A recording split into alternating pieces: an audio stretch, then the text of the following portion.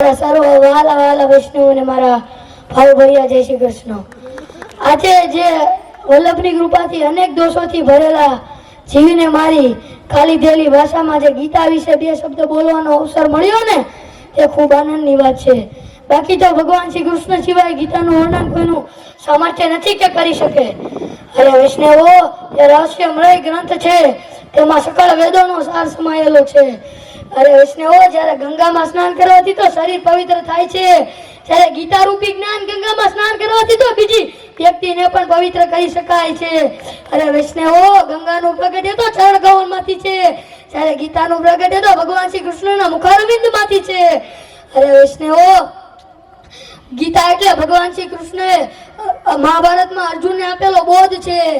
જ્યારે યુદ્ધની પૂરેપૂરી તૈયારી થઈ જાય છે ને, ત્યારે ભગવાન શ્રી કૃષ્ણ અર્જુનનો રથ મધ્યમાં લઈ જાય છે, અને ત્યારે અર્જુન ચારે દિશામાં તેને વડીલો, ગુરુજનો, પિતામહ અને સ્વજનોને જુએ છે, અને તેને એવો મોહ થાય છે કે આ બધાને મારીને મારે રાજ્ય મેળવવાનું છે। શું કામનું છે આ રાજ્ય? નથી જોતું આ રાજ્ય। ત્યારે તે ગાંડીવનો ઘા કરીને રથની પાછળ બેસી જાય છે।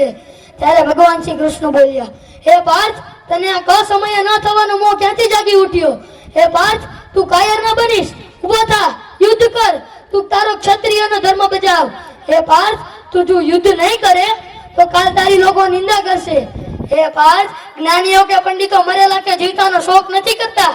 હે પાર્થ, આત્મા નથી કદી મરતો, આત્માને શસ્ત્રો નથી છેદી શકતા, અગ્નિ નથી બાળી શકતી, પાણી નથી ભીંજવી શકતું, પવન નથી સૂકવી શકતો। હે પાર્થ, આત્મા તો અમર છે।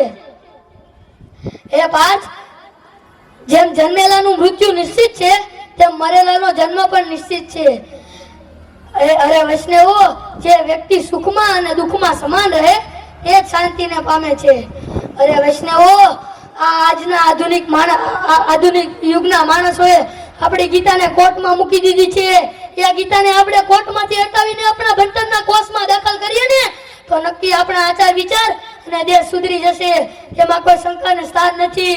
તે કામ આપણે તેજસ્વી કરી રહ્યા છે, જે કૃષિ સંસ્કાર ધામ જુનાગઢ પ્રાઇમરીમાં ચાલી રહ્યું છે। એટલું જ કહીને હું મારી વાણીને જેના ચરણારવિંદમાં સમર્પિત કરું છું।